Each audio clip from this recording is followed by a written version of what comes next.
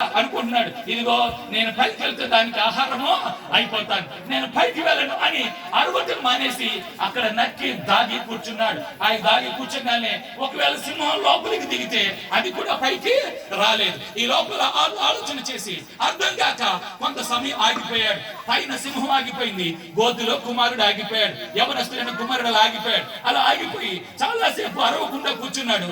సింహం ఆ కందకం చుట్టూ, ఆ గొయ్యి చుట్టూ అలా తిరిగి తిరిగి తిరిగి అక్కడి నుంచి వెళ్ళిపోయింది. వెళ్ళిపోయిన తరువాత మరలా ఈ కుమారుడు గోతుల నుంచి అరవటము ప్రారంభించాడు. ఎవరైనా నన్ను రక్షిస్తారా, నేను గోతులో పడిపోయాను, నేను చనిపోవడానికి సిద్ధంగా ఉన్నాను, నన్ను రక్షించుటకు ఎవరూ లేరు, కాబట్టి నన్ను రక్షించండి అని కేకలు వేస్తున్నాడు. ఈ లోపల అక్కడ ఒక ఎలుగుబంటి వచ్చిందంట. చెప్పండి, ఎవరు వచ్చారు? ఎలుగుబంటి. మొదట ఎవరు వచ్చారు? సింహం వచ్చింది. రెండవది ఎవరు వచ్చారు?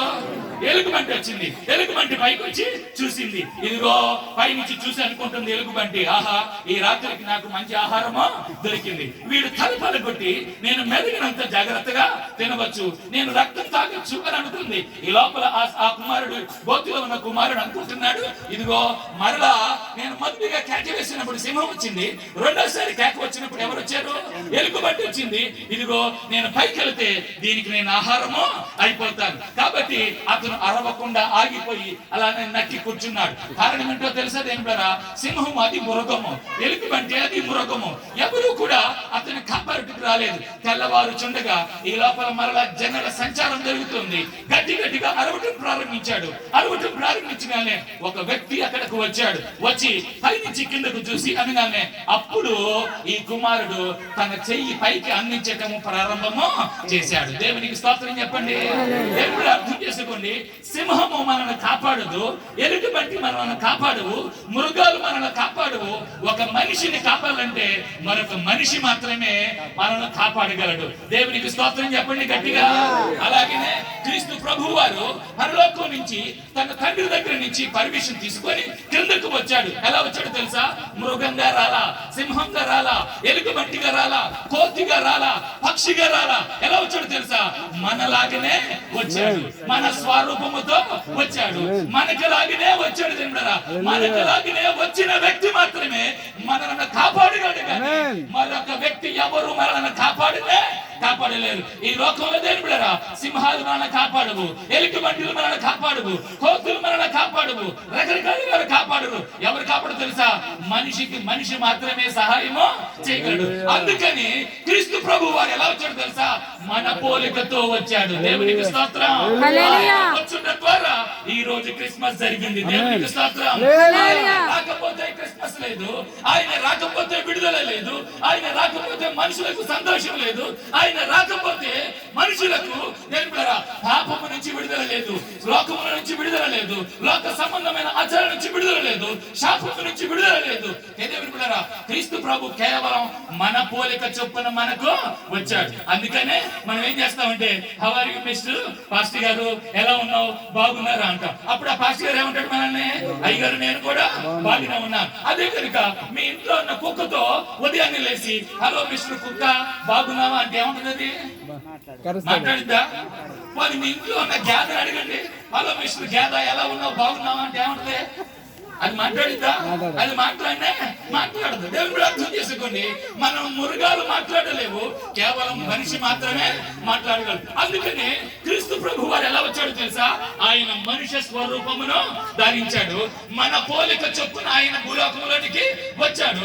అందుకనే ఆయన మనతో మాట్లాడాడు, మన కోసము ప్రాణము ఇచ్చాడు. అందుకనే తండ్రి అయిన దేవుడు కుమారుడైన యేసుక్రీస్తు ప్రభువాన్ని ఎలా పంపాడంట? పుత్రదాతగా పంపాడంట. ఎలా పంపాడంట? పుత్రదాతగా. ఈ రోజు దేవుడారా, మన బిడ్డలను దేవునికి ఎలా ఇవ్వాలంట? దానముగా ఇవ్వాలి. బైబిల్ అర్థం చేసుకోండి. బైబిల్ గ్రంథంలో ఒక మాట ఉంది, కుటుంబంలో మొట్టమొదటిగా పుట్టిన పెద్ద కుమారుణ్ణి దేవుని సేవకు ఇవ్వాలి అని బైబిల్ గ్రంథంలో ఉంది. దేవునికి స్తోత్రం చెప్పండి, గట్టిగా చెప్పండి, మరింత బిగ్గరగా చెప్పండి. అర్థం చేసుకోండి, దేవుని సేవకు మనము మన బిడ్డలను అప్పగించాలా, దేవుని సేవకు మన బిడ్డలను అర్పణ చేయాలా. ఇది దేవుడు అర్థం చేసుకోండి. చేసుకోండి. అందుకనే పుత్రదాత వృక్షము అన్నాడు. ఏమన్నాడంట? పుత్రదాత వృక్షము అన్నాడు. వృక్షము అన్న మాట బైబిల్ గ్రంథంలో చాలా చోట్ల రాయబడి ఉన్నాయి. అయితే మధ్యకు ఒకటి మాత్రమే మీకు వినిపిస్తా. ఎందుకో తెలుసా? చూడండి, ఆదికాండము 30వ అధ్యాయము 14వ వచనంలో ఒక శ్రేష్టమైన మాట మనకు కనబడుతుంది. చదవండి, అక్కడ చక్కరైన మాట. ఆదికాండము 30వ అధ్యాయము 14వ వచనంలో, గోధుమల కోత కాలములో రూబేను వెళ్ళి పొలములో పని చేస్తూ ఉండగా పుత్రదాత వృక్ష ఫలములను కొన్ని తెచ్చి తన తల్లి అయిన లేయాకు ఇచ్చాడు. అయితే ఈ విషయాన్ని ఎవరు చూశారంట? రాహేలు చూసింది. రాహేలు చూసి అంటుంది కదా, అక్క అక్క ఏమనుకో బాకు, నీ కుమారుడు రూబేను పొలములోని గోధుమల కాలంలో పొలములోనికి వీళ్ళు ఏం తెచ్చాడంట? పుత్రదాత వృక్ష ఫలములను కొన్ని తెచ్చాడు. అంటే దాని అర్థం ఏంటంటే ఆ వృక్షమునకి ఏం కాస్తున్నాయి? చెప్పండి ఆ వృక్షానికి ఏం కాస్తున్నాయి? కాయలు కాస్తున్నాయి. చెప్పండి, ఏం కాస్తున్నాయి అంట? కాయలు కాస్తున్నాయి. చెప్పండి, ఏం కాస్తున్నాయి? చెట్లకి ఏం కాస్తాయి? కాయలు కాస్తాయి. కానీ మన వాళ్ళు ఏమంటారు తెలుసా? కొత్తగా పెళ్ళైన 1 సంవత్సరం అవుతుంది అనుకోండి, 6 నెలలు అయింది అనుకోండి, 6 నెలలు అవగానే మన వాళ్ళు అంటారు, ఏమ్మా నీ కడుపులో ఏమైనా? చెప్పండి, నీ కడుపులో ఏమైనా?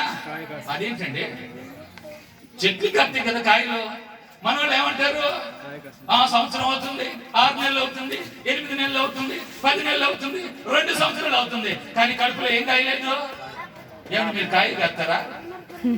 మరి ఇదేంటి బైబిల్ చెప్పండి. ఏమంటే చాలా సార్లు కొన్ని జిల్లాలు వెళ్తుంటాం, కొన్ని రాష్ట్రాలు వెళ్తుంటాం, కొన్ని దేశాలు వెళ్తుంటాం. వెళ్ళినప్పుడు అంటుంటారు, అయ్యగారు మా అమ్మాయికి, మా అల్లుడికి కదా, మా పిల్లలకు, మా కోళ్ళకి సంవత్సరం అయింది, 2 సంవత్సరాలు అయింది, ఇంకా ఒక్క నలుసు కూడా లేదు అయ్యగారంట. ఏం లేదంట? ఒక్క నలుసు లేదంట. నలుసు లేకపోవడం ఏంటి? కడుపులో ఏం కాస్తాయి అంటే వాళ్ళకి కాయలు కాస్తాయి అంట కదా. చాలా మంది ఏమనుకుంటారు, కడుపులో కాయ కాయలేదు, కడుపులో ఒక నలుసు కూడా లేదంటుంటారు. అదే విధంగా ఇక్కడ కూడా రూబేను వెళ్ళి లేయా ఏమిచ్చాడంట? పుత్రదాత వృక్ష ఫలములను ఇచ్చాడు.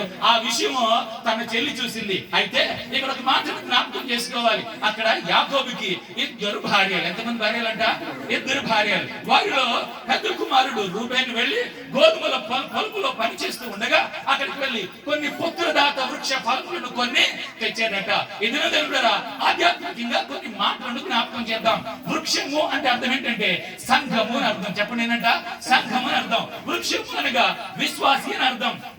వృక్షము అనగా ఒక విశ్వాసి, ఒక మనిషి అని అర్థం. అందుకనే దేవుని బిడ్డలారా, బైబిల్ గ్రంథంలో ఒక మాట కనబడుతుంది, వీరిద్దరూ ఏక శరీరులే కానీ ఒకరు కానే కాదు. అందుకని బైబిల్ గ్రంథంలో ప్రభు మాట్లాడే అనేకమైన విషయాలు. వారిద్దరు వివాహం చేసిన తర్వాత ఇక మీదట ఒకటే అంటారు తప్ప ఇద్దరు అని అనకూడదు అన్న మాటను జ్ఞాపకం చేసుకుందాం. అర్థం చేసుకుని ఇక్కడ ఒక మాటను జ్ఞాపకం చేసుకున్నా.